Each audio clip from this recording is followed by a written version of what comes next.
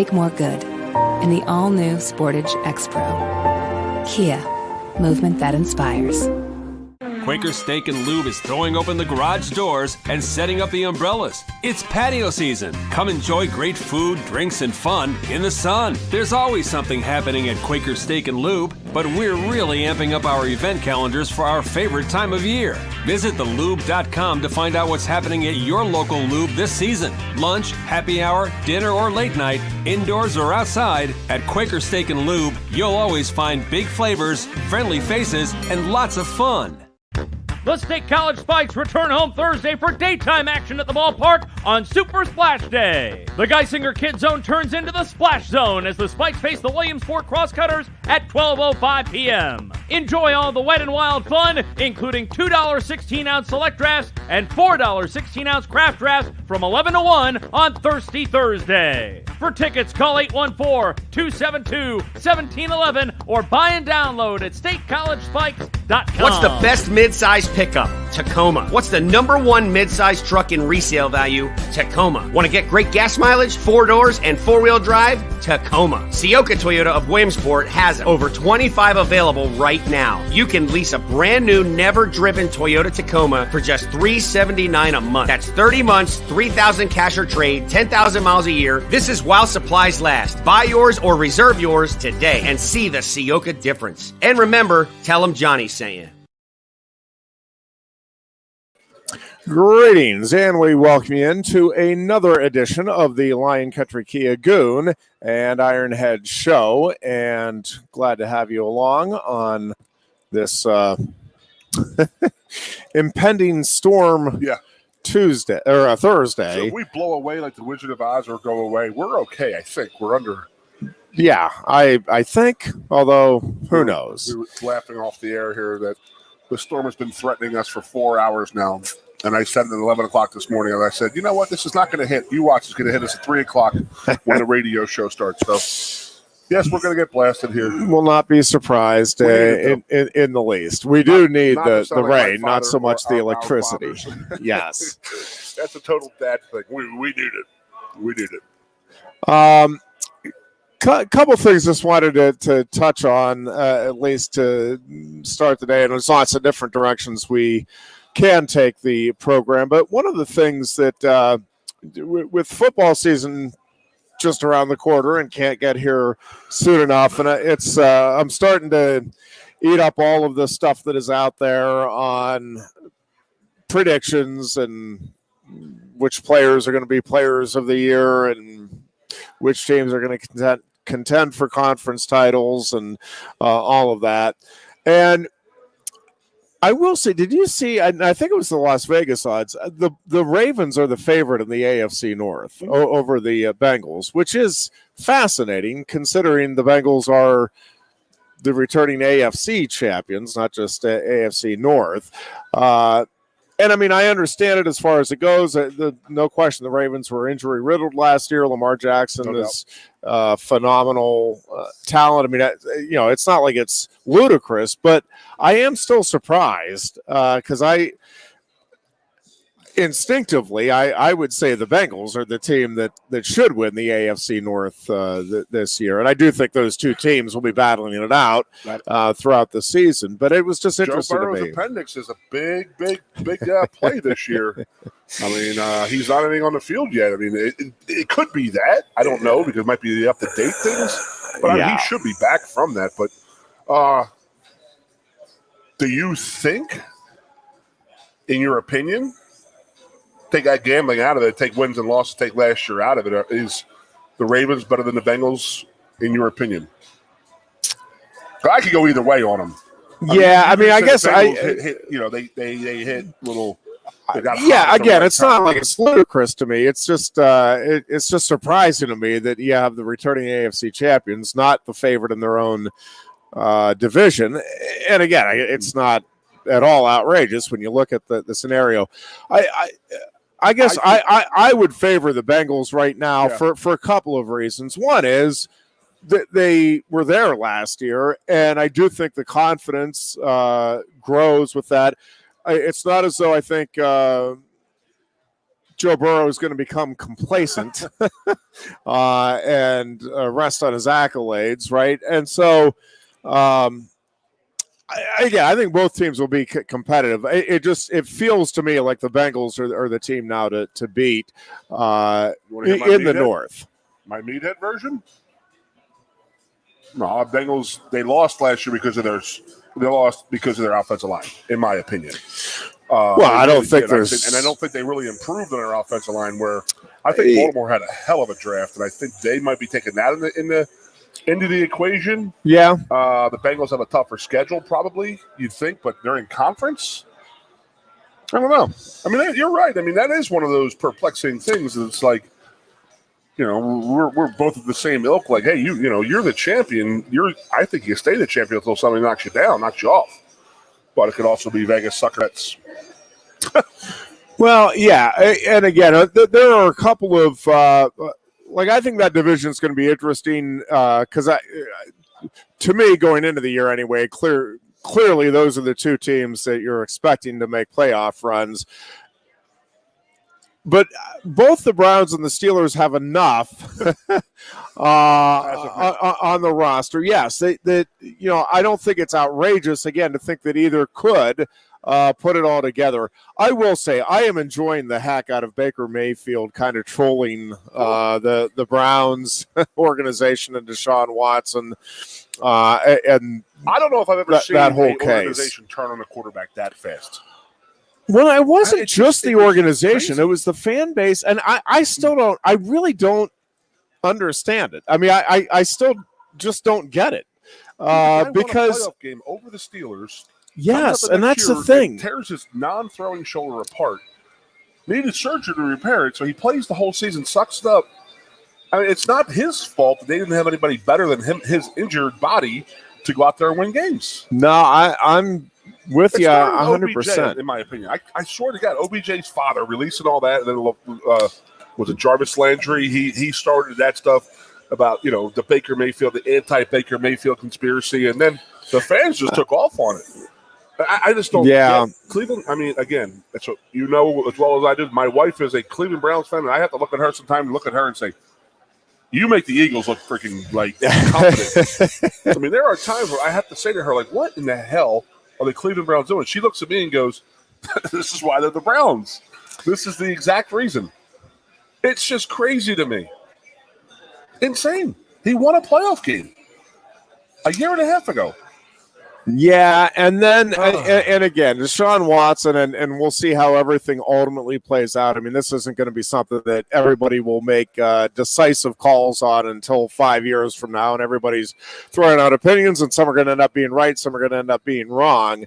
But as we stand right now, right, like you're rolling the dice on a guy that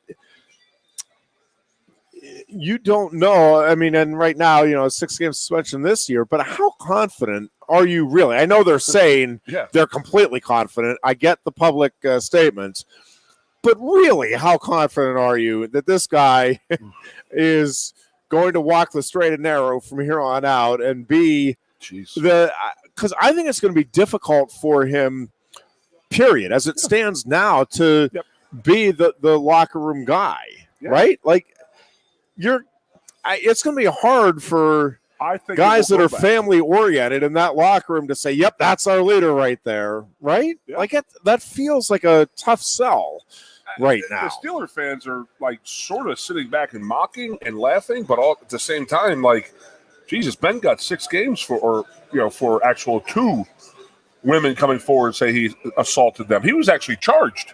Yeah, we had 25 women come ahead with Deshaun Watson, and I know it's he was never taken to court or accused or arrested for it, so that's the difference, and that's the reason why they brought the court in. But it just how about last night when it came out that the NFL is appealing that suspension. And the Players Association, I think they had too much sway in that. They're only a 6 game.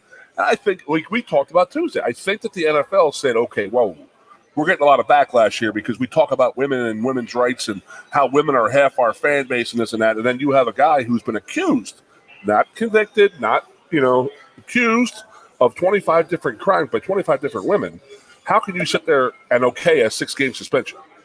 I think the NFL is trying to save face. Like when Ray Rice, like Roger Goodell saw that video. He saw that video, and he gave him a 2-game suspension. Yep. And then when it went public, and the public backlash came out, then he's gone. He's done. He never played again.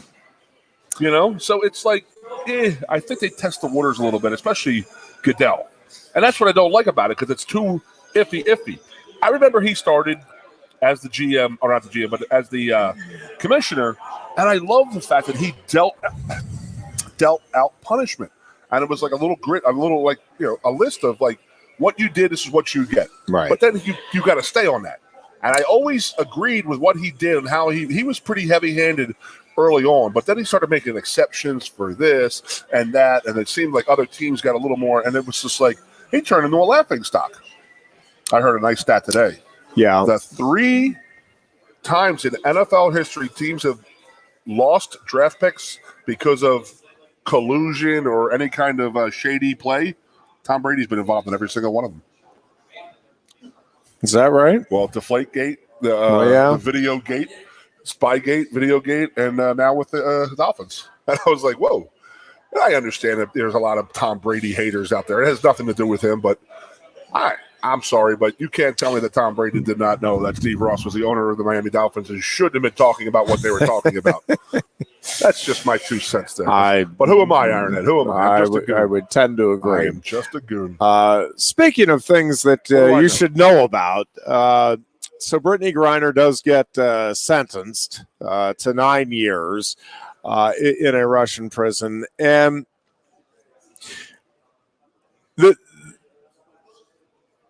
the one thing that we still don't know for sure, I get the pleading guilty, but pleading guilty when you're in Russia, right? Like you don't know what kind of threats are being made to her to get her to plead guilty. But if in fact she did have the drugs on her, again, it is just an unbelievably stupid thing to do. It's a risk-reward thing. And I'm not even, forget this isn't my Just Say No Nancy Reagan campaign, although I'll be Mr. T. I think that would be okay. But when you go to a foreign country, and especially one, like if you go to China right now, right? Like you better be. So she knows the rules. Yes, you need to be on your best behavior and not risk something stupid happening. I don't know. There are some people, and even though I understand the sentiment, there are people almost rejoicing that she, because she was one of those athletes that tended to badmouth America and, stand up for. It still cracks me up, the people that think that there is, and I'm not saying this country is perfect, not saying we don't have room for improvement, but if you're going to march for social injustice, at least have some perspective on where the U.S. is with all of its history, where the U.S. is versus the rest of the world. And then get back to me on how racist, unfair, unjust this country is. Again, not saying that there aren't, and I can point out many specific cases where I don't think justice was served and all of that. But I think on the whole, this country has done a better job than any other country in the history of the world. And it is ironic. I truly do not take any joy in her being detained. I don't think, I think people are looking at that on a surface reaction and, hey, I love America, she hates America. That'll teach you. This is 9 years of a human being's life that are being taken away. Marijuana. In the overall scheme of things, even though, again, if in fact she is guilty, and I still throw that in as the caveat because you don't know what all did or didn't happen there. But even if she is, yes, again, very dumb thing to do. But this is not something where the punishment is fitting the crime. If she's not Brittany Griner, do we make an offer to free her? Well, that's the other. Well, no. No, that's the thing that drives me a little bit bonkers now, and how people are reacting to this, saying, "Oh, well,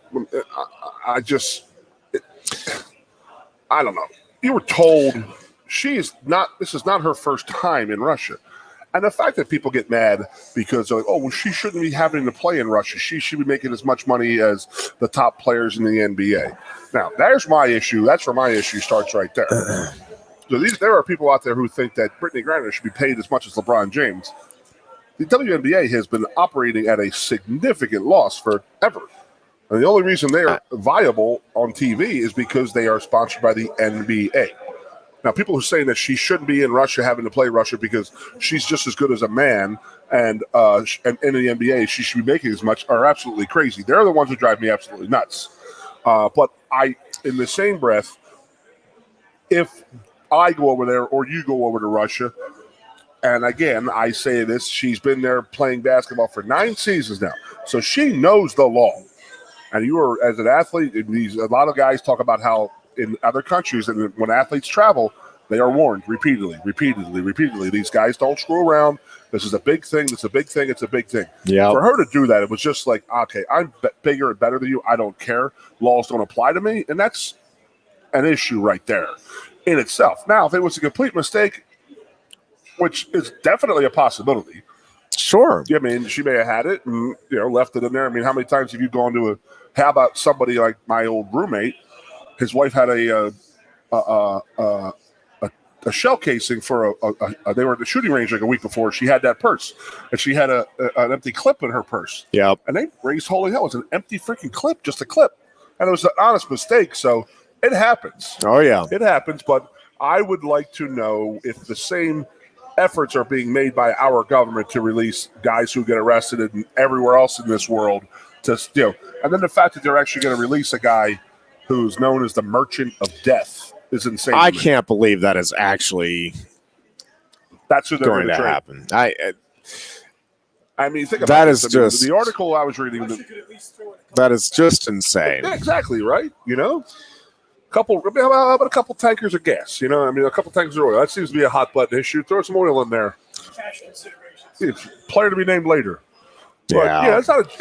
Again, we're not joking about it. It is somebody's life, and it is their law. They are very strict on their laws, and it is Russia versus the United States right now. So there's going to be added stuff to that because they're not happy with us and how we're treating them about the Ukraine. So yep. Yeah, this is 1960s all over again, in my opinion. We're starting the Cold War right up. Tonight, Ironhead is here. It's upon us. The NFL season cannot get underway soon enough. Although it's not really the NFL. Don't say that, Ironhead. Season. I have something to tell you. I know. Go ahead. Have something to tell you. All right, tell me. Can't say it like that. Okay. My one claim to fame in the NFL is I played in the NFL Hall of Fame game. That's a good claim. That's my only claim. That's my half a cup of coffee and a quarter piece of hogie. That is a good NFL. That is a good one. Every year, it's a special game to me. I watch the first 7 plays of it, and I say, okay, I got to turn this off now. Now we're done. The memories are just flashing back too much. So I was telling Pooch, I said, I have to tell you a story, and it's story time by Goon. I may have said this last year on the opening game. They say there's a different speed from high school to college than college to NFL. Yeah. So I'm playing left guard. I got a left tackle next to me. We run like a combo block and this and that. And then, guy comes up. I smack the linebacker, this and that. I run back to the huddle. I'm like, high five of my boy. Like, we got that sumbitch. We got him, Go to watch the film the next day. The offensive line coach, who was Todd Blackledge's dad, Blackie goes, hey, Conlon, see the guy making a tackle right there? That was your linebacker. And I didn't even see him. That's how fast the NFL is. I mean, I was trying to block the D lineman, just turn his shoulders a little bit, get up to the next level so this guy can take the block over. And I'm like, oh, yeah, I got him. Yeah, I clipped him. I think I clipped an outside safety or something coming through. But he was like, yeah, the guy making a tackle for a 4-yard loss, that was the guy who ran right by you, and you didn't see him. That was your linebacker. And I was looking at my buddy Steve Hart, and I'm like, shit, man. I was so proud of myself. I was like, damn, I thought we had it, dude. So that's my claim to fame. Well, it happens. Time with Gooner. Yep. So, is it going to be played up in Canton again? The usual. It's in Canton. The game tonight. The Hall of Fame. Okay. Yeah. That was a pretty cool weekend, man. And I advise anybody who is ever close to the NFL Hall of Fame or any Hall of Fame to stop by there. If you're a sports fan, that is absolutely unbelievable. The whole environment up there. It is. And it's then the fact that it's a high school stadium is really cool. It is. And it's now turf and all fixed up. Remember the 1 year that they refused to play on it? Yep. What was that, turf then, or was it grass? The turf just wasn't right. It was something turf. Was wrong with it. Yeah. And it was like, and they didn't play the game. Yeah, I don't know if it was the same. Yeah, something with the. I feel like it was the same. Like, yes. Even though you needed to play games to get on the, on the screen of the coaches, but it is pretty fun, pretty funny. Yeah, so that was my 1 cup of coffee, Ironhead. I watch it religiously every year. Who you got tonight? Jacksonville or Oakland? Exactly. I did see the over-under is 30, idea. which I think is way too high for the NFL because, as I always say, and you know as well as I do when it comes to football, defenses are so much faster and so much farther along than offenses at this point. It's usually like a 10-7 game, 6-3, 9-6 game. It'll be. I'll watch it though. Yeah, continuity on offense is tough. And I miss football that much that I'm going to go watch it. I will watch that a little bit tonight. So, not sure if I will or not, to be honest with you. We'll see. Not saying it won't. See what else is happening. So who would be doing the game? They changed it up again, right? Yeah, that's what I'm trying to think of. Who the hell is it? Is it Dennis Miller? Oh, and Rush Limbaugh. They're bringing Limbaugh back. I remember that. I completely remember that. What the hell was they thinking? Like, what did they think he was going to be Rush Limbaugh? I just don't get what they like. They almost hired him and said, "Okay, be Rush Limbaugh, be Rush." And then when it blows up in their face, they say, "Well, we had no idea this what is to an expect outrage." from this." Yeah, but our viewership's exploding. So we got boys. I like camp Dennis right now, Miller, by the way. I got a kick out of Dennis. I liked those days. I really got did. his humor. I understood what he was saying, and I always thought he was very, very. He was like a genius, funny type of guy. Yeah. So, can I tell another story, by the way? He was We're fun. talking Please. about the hellhole that is known as football camp. Just the worst time of the life. I mean, I was trying to tell you the other day how much I love football. I miss football. I miss the camaraderie. I miss the locker room. I miss Saturday. I sure as hell do not miss August 1st to August 27th. Yeah, I was going to say part of it is just the time of the year that it occurs, and you're putting on the equipment. Like, it is the hottest month, right? Or one of two. I mean, I guess July could be, but generally August around here is the hottest. The NFL season goes from the hottest time of year in July, August, yeah, and then you're ending in February, the coldest day. So you're playing in every type of weather. So I swear to God, this happened. My freshman or sophomore year, it was a day just like today where it was just threatening all day to rain. And we're sitting there going, yes, we're going to get to practice. It's going to rain. The old man's going to say, go back to your room, get some sleep. We knew it was going to happen. We knew it. So we bus up to the flower gardens. It's like the kid anticipating the blizzard, getting ready for school. I don't even have to worry about the homework tonight. I'm not sleeping in my pajamas. I don't have to go to school tomorrow. I'm all jacked up. So we were sitting there, and all day it's threatening. And we're like, dude, start raining, man. Start raining. Jesus, come on. And then we get to the practice field. We're stretching. We have some early work and this and that. So we start hitting a little bit. And this storm is just still sitting there out there. And it's like coming at us. And we're like, dude, 10 minutes. 10 minutes, we'll be back on that bus. It's going to be awesome. Get back to the locker room, Yeah, you break up halfway at practice. You may have to go finish a little bit, but it's just going to be hodgepodge. Most likely, Joe would just say, get out of here. Go get some rest. So we were all jacked up for that. And I am not lying to you. I swear to God, the old man made a phone call to the old man upstairs because that storm came right down the alley like this. And we got over to Flower Gardens and went, whoop, and went like this, and went around Beaver Stadium, and then went like right there. And then 15 minutes after all of this happened, you look it over at Beaver Stadium, and it's just black. The stadium is just covered in black. It's pouring rain, and you're like, how in the hell did that miss us? And I'm telling you, we went down the valley, came right at us, and then split across, and then opened up at the other side of the stadium. And I was like, this is absolutely horrible. And we had to finish practice, and it sucked. There's your story time, man. Those do not sound like good days. No. Yeah, I tell you, that's when we were all on the buses going back. We were all beat up and bloody. We're like, what the hell happened, man? How the hell we have to go through that whole practice?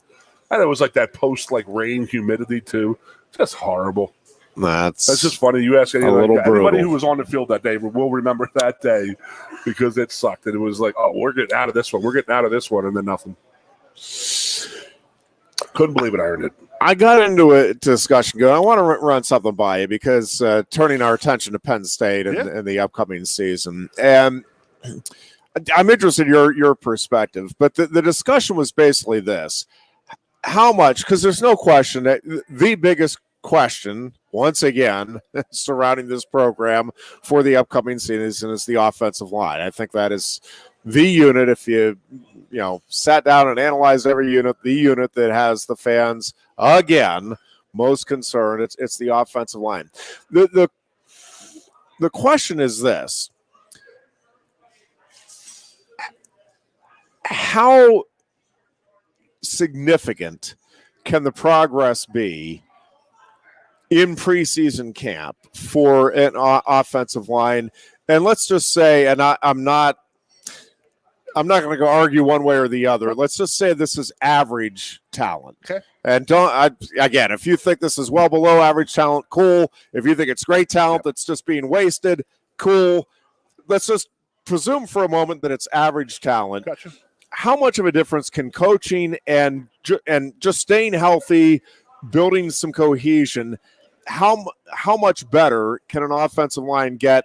And let's throw in. I'm specifically asking about the preseason right now, but then let's throw in that first month of the season before you get to the meat of the schedule.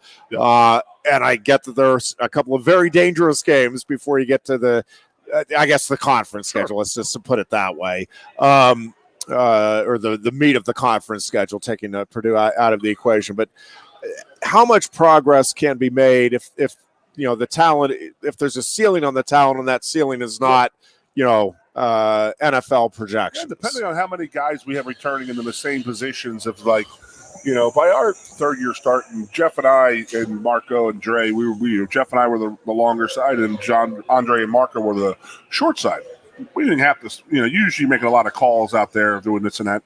We knew what the hell we were doing. Yeah. You get that cohesion going on with guys that, you live and play with and all that stuff. But, we played together a long time. So, at first it was, taking a lot of time to get your timing down. And that's what I always say. We watch the NFL. But let's put it back to college. The NFL we're worried about because those guys are playing that game tonight, and that's a live game. And I guarantee you that Jacksonville Jaguars and Oakland Raiders have not had a live scrimmage. No one's been tackled. No one's been hit. Yeah. No one's been, no one's offensive line and defensive line are going one-on-ones. They're not going against full groups altogether because of the risk of injury. Right. So that's where the first couple of games, it's just so bad because you don't have the cohesion. You don't have the time. You don't have a timing down. We have one thing on the offensive line, and the snap count, and that's it. And other than that, the defensive line is looking at that ball and coming off the ball, and it's see ball, hit ball, kill ball. That's D line right there. Noble, the first one to tell you that. Where we have to worry about the count, how we're going to, what angle we're going to take to get to that shoulder, where our hand placement's going to be, yada yada yada, all the stuff that can go wrong. He makes a move on me. How do I counter that? And this is all in your head. And throw into that mix real quick, Goon, the running backs, which different styles, and as good as Singleton I think is and will be, getting that timing too, and knowing this is how this guy hits the hole. It's a little different again for different backs. You're right, because honest to God, Kijana hit the hole a little bit different than Mike Archie and Stephen Pitts. No doubt in my mind, and that was the reason with that is because Kijana was 0.2 of a second faster in his 40. Right. So he hit the hole a lot harder than those guys because he was going at a faster rate through there. So it's almost like, not to tout my NFL career, but I had a block for Marshall Faulk in preseason camp. And I was like, Jesus, dude. It was like, okay, you're blocked. That's how you had a block for Marshall Faulk. Right. You just got to get in somebody's way. And that son of a bitch was so good. He could read off of you and stuff like that. But he just didn't want the indecision with the offensive line. He wanted your feet moving, going through. So you don't have any kind of live work. And that's what really stinks. And that's what really it's really bad watching NFL preseason game, but college football is really hard because you have to have those practices where you're going full because you don't have a preseason. So, you talk about how the defense, I talk about how the defensive is so ahead of the offense when it comes to getting ready. And, it's just easier to play D-line defense than it is offense. So, as the season goes on, you catch up in this and that because you're working and your cohesion gets down, your timing gets down, your confidence is better and all this and all that. But you got to get to that point where, and then if the fact that you have not been beaten 15 straight plays sometimes, that's pretty shocking on your confidence right there. If you just constantly get beat up by the defensive end because, you're not used to going live work and he's just going through you, around you at will because you're mentally screwed up, you're not there yet. It plays a lot in and you talk about all the time. Any sport, you got to have confidence. You get beat pretty bad on a couple plays in a row. That confidence goes away really, really freaking fast. So there's a lot to worry about, especially going in with the offensive line because it is such it's honest to God, it's been the same worry for at least all of James's career. All 8-9 years of James. 2012 was like our really last really good offensive line.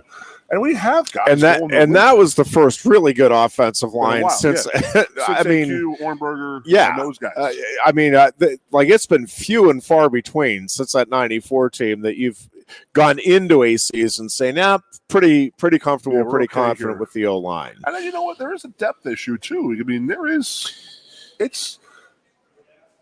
me think now. I have been pretty hard on Franklin and his staff. If we were recruiting for a 7-on-7 tournament, we would kick the living crap out of every team in this country because we're not very good at picking meat, at getting beef up front. In my opinion, we're not very good at recruiting it. We're not very good at creating it, making it.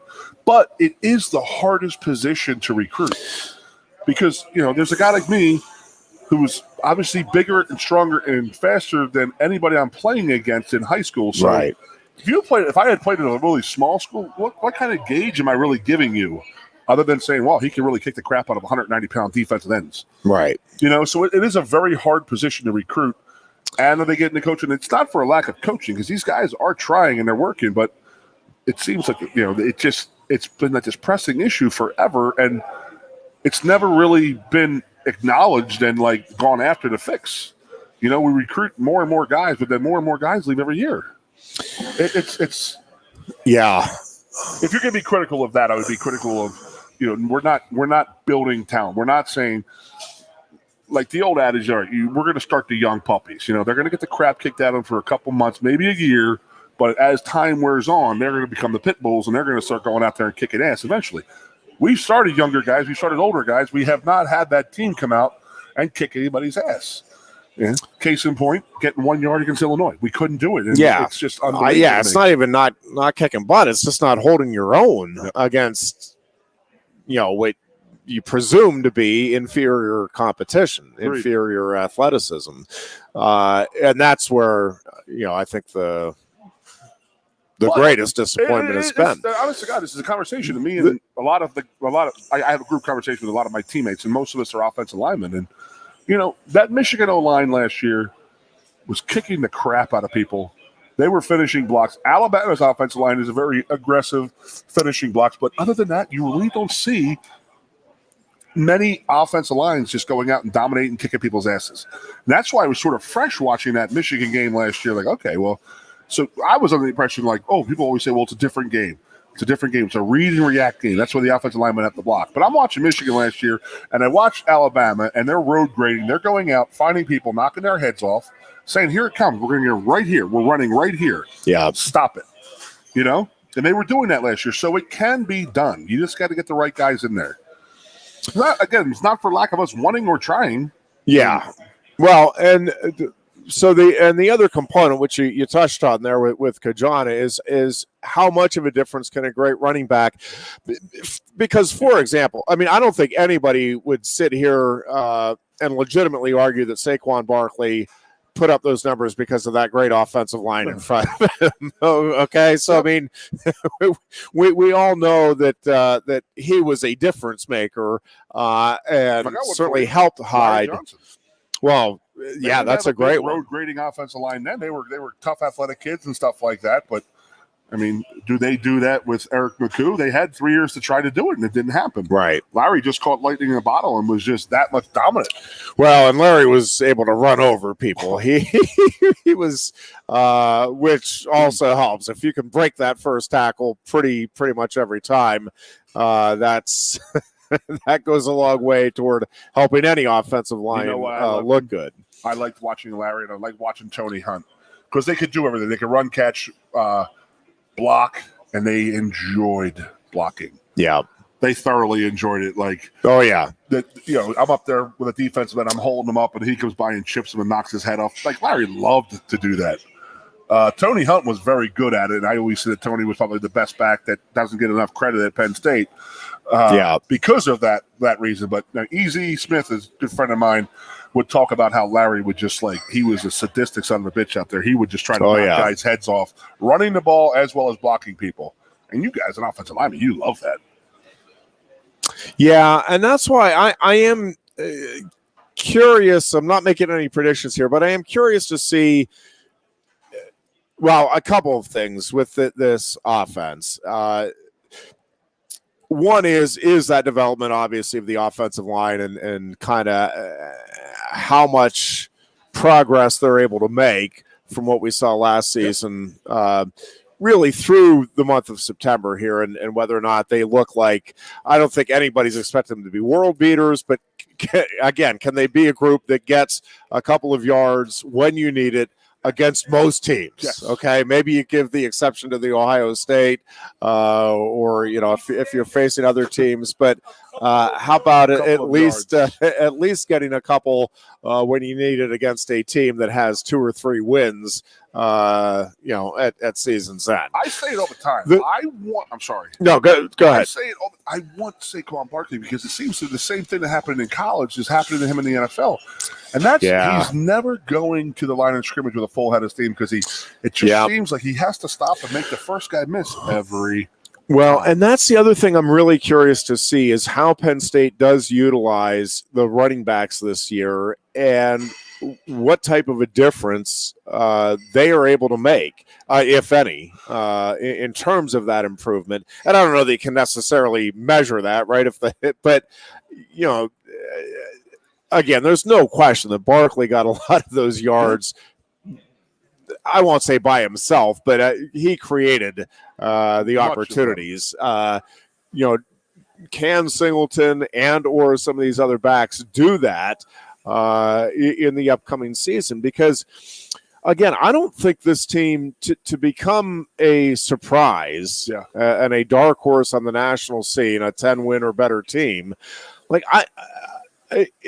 if they can get consistently, 150 yards on the ground this season, I think everything else is in place to at least make a run at that, right? Again, health aside, assuming everybody stays healthy, which obviously you can't do, but healthy at the right positions. Yeah, so I'm going to ask you this. This has got Jawan Cedar, our coach, our running backs coach. Yeah. Okay, made a statement yesterday to Mark Wagerich. He said, once Nick Singleton and Katron Allen arrived at Penn State, the coaching staff noticed the change. And I don't know if I'm alarmed by this, scared by this, or impressed by this. But Jawan Cedar said, though, with what those kids have done for our team, in my opinion, is it made us tougher. That's your offense. That's your running backs coach saying that about 2 freshman kids coming in. Yeah. I mean, are you saying that, wow, we are really, really, really, really soft, and these guys added some toughness? Because they haven't hit a person. It's weird, and it's scary that it's even come up. But the minute they set foot on campus, they're a tougher team. I mean, are you saying that your team is that soft that these freshmen, you need freshmen to come in and say how improve your toughness of your team? I don't know if I'm alarmed or impressed. You know what I mean? I hear what you're saying. I do think looking at the glass half full side of that, right? Like there has to be something, and if it's those 2 guys, fantastic. Yeah. There has to be something that changes. not just the results, although ultimately the results, but the mindset, right? Like the mindset was not what it should have been last season. I mean, I'm obviously not in the heads of these guys, so maybe that's a little too far. But boy, it feels like if the mindset is right, you're getting a couple of yards against Illinois when you need a couple of yards. Like no, hands down, no questions asked. Yep. Right? Like I mean, what is it called? That feels like that's attitude. Yeah. And if Cider's trying to say that they came in with an attitude, I'm okay with that. Right. And they get their attitudes, they're tough kids, and I'm cool with that. I'm actually excited about it. But if you're expecting freshmen to come in and make your team tougher, that's scary as hell. But Booch's show, the obligatory show 2 years ago, and me and Noble were in complete agreement. It's like, if a freshman comes in and plays offensive line for you as a true freshman, is that a good thing or a bad thing? It's a double-edged sword, isn't it? Right. Because your program is that bad that they have to have a kid starting who have never put his finger in the dirt in a college stadium. If it's Bill Fralick that's coming in and doing that, that's a good thing. That's a great thing. But if it's a guy that is not a good program, 5 years later going to be selling insurance, and God bless you for that. But that's not the guy you want starting as a freshman. Okay, so we're in agreement there. So but you're not going to know that until things play out a little bit. Yeah. Again, it's different in the NFL and college, and I'm sure, I don't know, I've never heard anything about James's practices. I mean, I know that when we were here, people used to say, like, Jesus Christ, you guys hit a lot. You guys really do. And, the old man beats the shit out of you guys, and I get it. I don't know. I never heard anything. I mean, do you ever think that anybody can have more of a Fort Knox feel than Joe Paterno's teams? And I think Franklin has completely, locked the door on a lot of this stuff. Because I don't know. Do they practice, super, super hard and hit a lot? I really don't know. I don't know the answer to that. I don't know that anybody nowadays. When you compare the hitting that was going on in the 70s and 80s, I don't think there's any team that's doing that now. And to be honest with you, I don't know. I mean, I guess because everybody was doing it, maybe it was it all evened out. But I don't know in today's game that would pay dividends, right? Because there are limits to what the body can do. I mean, we've talked about it with running backs. Your running backs that take 30 hits a game, they're carrying the ball 25, 30 times a game for 4 years in college. That makes it virtually impossible for them to have a long and productive NFL career. How many offensive linemen are on the roster? I want to see it because I came in. I know for a fact we had 26 in my freshman year. 26 guys in that room, and there's no way we have 26 offensive linemen. So Joe could do that with the amount of players. Now we're 20 scholarships less on the team, so 5 classes, 4 players. That's a big difference. Yeah. So even if we're only at 20 offensive linemen, you can't practice hard because you can't afford to lose anybody. Like when we were playing, when Joe was, we could afford to lose it. I mean, you don't want to lose a guy, but if somebody goes down, you have somebody who's a feasible backup where you're still trying to find the right 5 right now. And you lose one of them that you project as a 5, that's scary. Yeah. And you don't want it to happen. And even worse, not just practice, the worst thing would be in a training, strength and conditioning and stuff like that. That was Joe's biggest thing. Because he'd never lose me a player in the weight room. Don't ever do it. And JT knew that. That was Joe's biggest pet peeve about the strength and conditioning is don't ever let me lose a player on the field. Not on the field, excuse me. Yeah. So, whatever. Every team is different. And it's already clearing up. Joe made a call. Joe called down.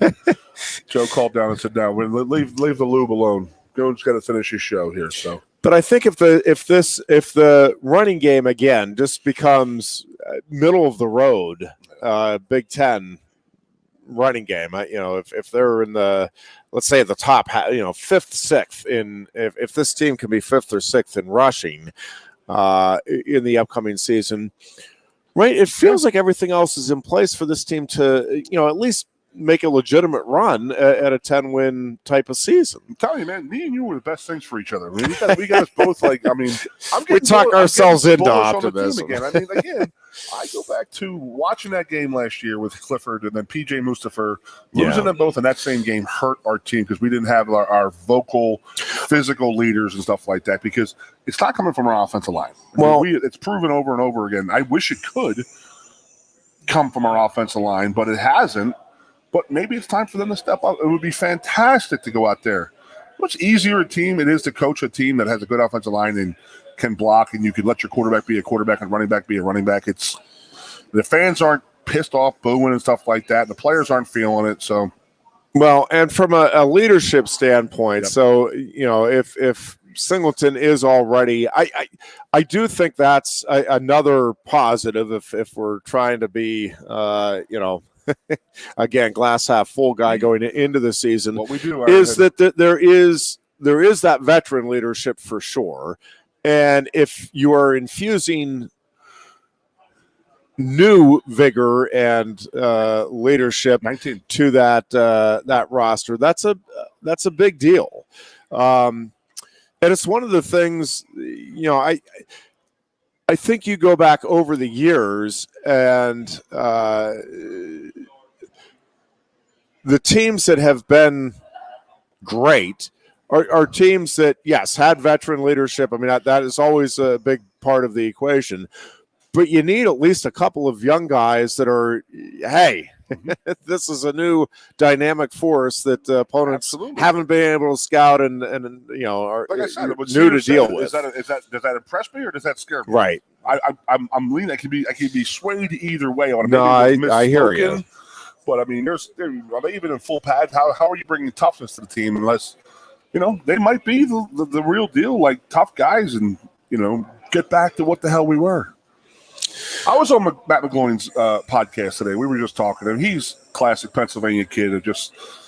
We were talking. I brought your opinion up of saying, you know what, there's going to become a time where they lose 2 games in the early in the year. They're going to say, well, I'm more worried about my career than he goes. And Matt was like, if he made a pretty good point. He goes, if I'm an NFL scout or an NFL owner, and I hear that a guy that abandons his team, and I even brought up guys transferring high schools in their senior year, going to the IMG Academy and stuff like that. Like, these are like your boys. And like Matt was like, dude, I still talk to my high school friends. I said, so do I. And you think that we talk about like my Penn State career? They don't want to hear about that shit. They want to talk about us losing to us beating McDevitt and losing to Ryan in the playoffs and beating Judge. That's the type of shit we talk about. And then Matt was like, oh my God, these guys are losing all of that. But he made that point. And he goes, if I'm an NFL guy, and Matt had a hell of an NFL career for Matt McGloin, he did. No one expected what he did. So with him saying, if I'm an NFL scout or an NFL coach, and I know of a guy who voluntarily just said, okay, I'm done. I'm going to go worry about myself. There's a question mark on that guy. And I said, that's a hell of an opinion. That's a pretty good one. That's the first time I heard that.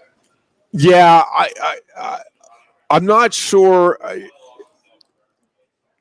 I agree with the sentiment. I don't know that in reality, I guess it's going to depend in part on the talent. I mean, if it's a Deshaun Watson, talent-wise, that gives up on his team, like the NFL still, there are multiple teams gambling and going after it. If it is a guy that has Randy Moss type talent, right? Like, yes, okay, maybe Matt McGloin was talking about a Matt McGloin, Keith Conlon type of player. No, that's interesting because Christian McCaffrey, I understand, but again, that's their bowl game, and I would hold that against them, and we do. But again, like I go back to what you said. I said you lose 3 out of 4 in September. You think the guys are going to, and I think it's going to happen. I think guys are going to. I do too. I really do, and I don't know that it'll be interesting to see because I had not thought about that. If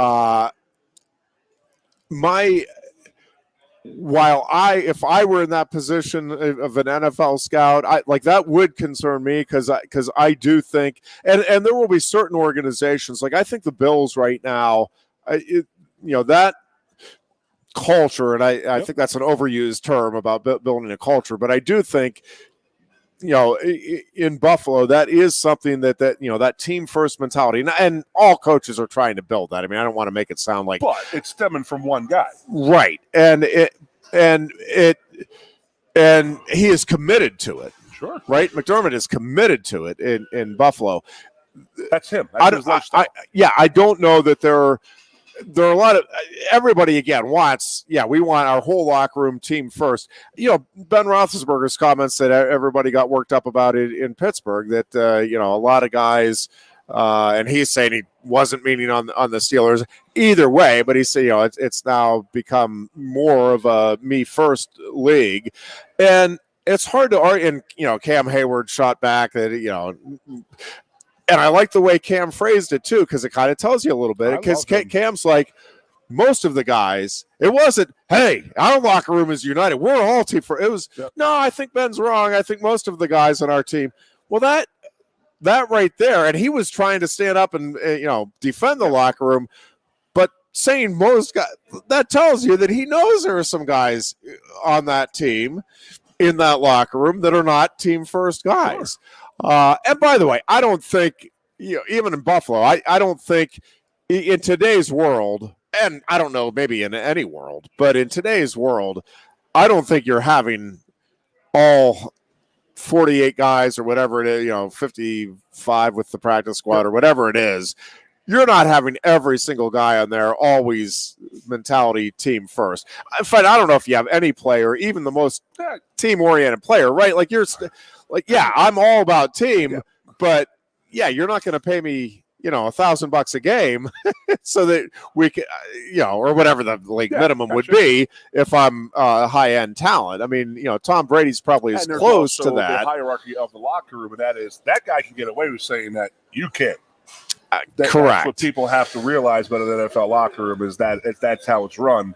And it's usually by about how much money you make and the star power you have. Yeah, and listen, and I think most like Roethlisberger who was the star, but he could still maintain and take care of his team type of thing. And most coaches are going to look at a super talent who hasn't been team oriented and say, when we get him in our locker room, we'll be able to get him to be team first because we have the right guys around him, right? Absolutely. And in some cases, by the way, I mean, I'm not even saying that's, but I think that's the most coaches' mentality is, well, no, we know he hasn't been a team guy first, but he just hasn't been around our environment. The right, and again, it's going to go back to the level of talent too, as to the amount of risk you're willing to take and the confidence you have that you're going to be able to make this guy be a team first guy. You brought up McDermott because that's him. That's the guys they go out and recruit. But that's the kind of guy that Sean is going in. He's having his scouts go into college and say, how is he as a team player? I'm sure he is. Yes. Absolutely, because that's the environment he wants. But and again, I think all coaches want it. It's just how committed are you to it? Because Andy Reid talks about it all the time, but Deshaun Jackson and LaShawn McCoy ran the locker room at times, and it was just like and like Tomlin, he lets his players be players, but there's a line, and a few of them have crossed in the last 5-10 years, and what's happened to them? They're out on an island, making hip hop videos and. But again, you're going to give more chances and more opportunities to the guys that you still see that super and talent there. It was interesting hearing Matt's opinion of that, and I never even thought about how the NFL would take a guy who doesn't. And this is a younger. Yeah, it'll be interesting to see. I had not thought about that, and I'm just trying to think.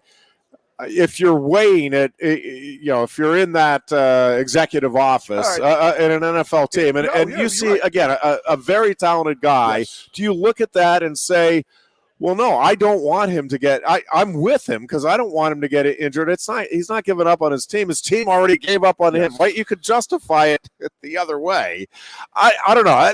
It's an interesting – I'm thinking about it right now.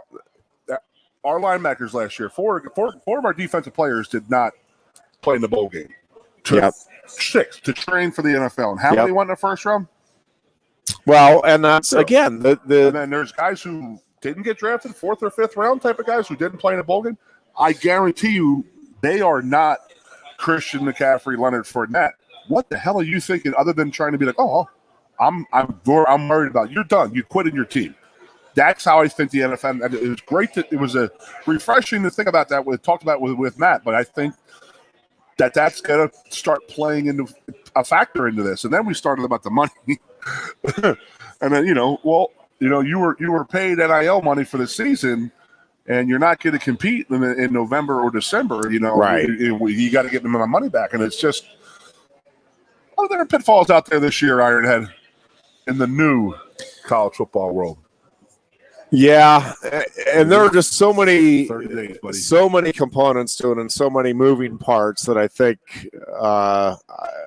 trying to get a handle on how all of this is ultimately going to settle out is still. I get to go meet Pat Kraft tonight, so I'm actually looking forward to that, just to pick his brain a little bit, because I remember sitting in here one night having a few drinks with my buddies, and a couple of the defensive guys, Manny Diaz and Gabe Infante, came in here, and we were talking, and they're on their phones, like having to recruit. And I was just like sitting there having small talk with them. And I said, I don't know how you guys do it now, man. This is just crazy. It's insane. They both looked at me and they said, their faces said, yes, it's crazy and it's insane. It's just a whole different world than we're all used to.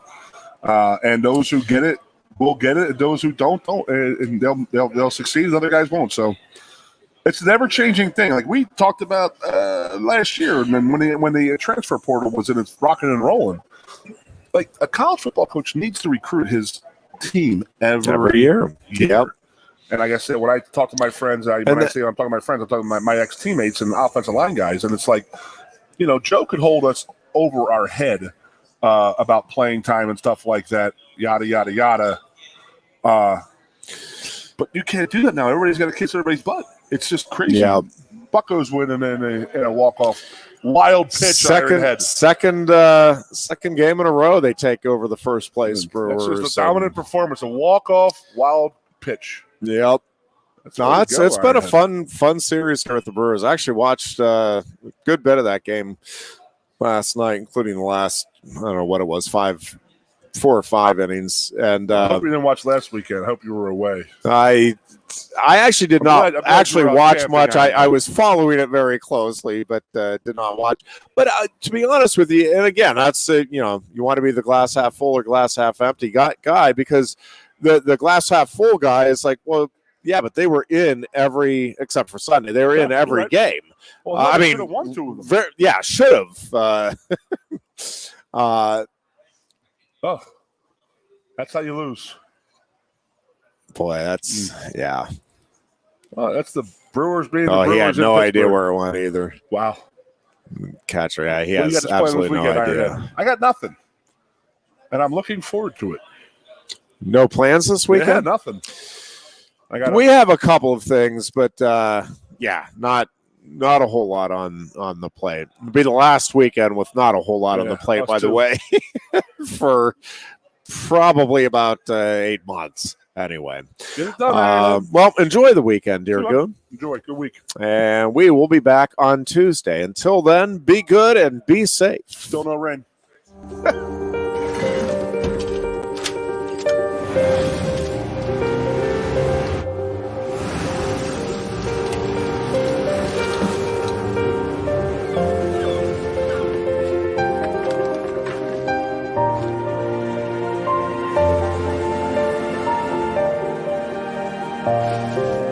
Make more good in the all-new Sportage X-Pro. Kia, movement that inspires. Quaker Steak and Lube is throwing open the garage doors and setting up the umbrellas. It's patio season. Come enjoy great food, drinks, and fun in the sun. There's always something happening at Quaker Steak and Lube, but we're really amping up our event calendars for our favorite time of year. Visit thelube.com to find out what's happening at your local lube this season. Lunch, happy hour, dinner, or late night, indoors or outside, at Quaker Steak and Lube, you'll always find big flavors, friendly faces, and lots of fun. The State College Spikes return home Thursday for daytime action at the ballpark on Super Splash Day. The Geisinger Kid Zone turns into the Splash Zone as the Spikes face the Williamsport Crosscutters at 12:05 p.m. Enjoy all the wet and wild fun, including $2 16-ounce select drafts and $4 16-ounce craft drafts from 11 to 1 on Thirsty Thursday. For tickets, call 814-272-1711 or buy and download at statecollegespikes.com. What's the best mid-size pickup? Tacoma. What's the #1 mid-size truck in resale value? Tacoma. Want to get great gas mileage, 4 doors, and 4-wheel drive? Tacoma. Sioka Toyota of Williamsport has over 25 available right now. You can lease a brand new, never-driven Toyota Tacoma for just $379 a month. That's 30 months, $3,000 cash or trade, 10,000 miles a year. This is while supplies last. Buy yours or reserve yours today and see the Sioka difference. And remember, tell them Johnny sent you.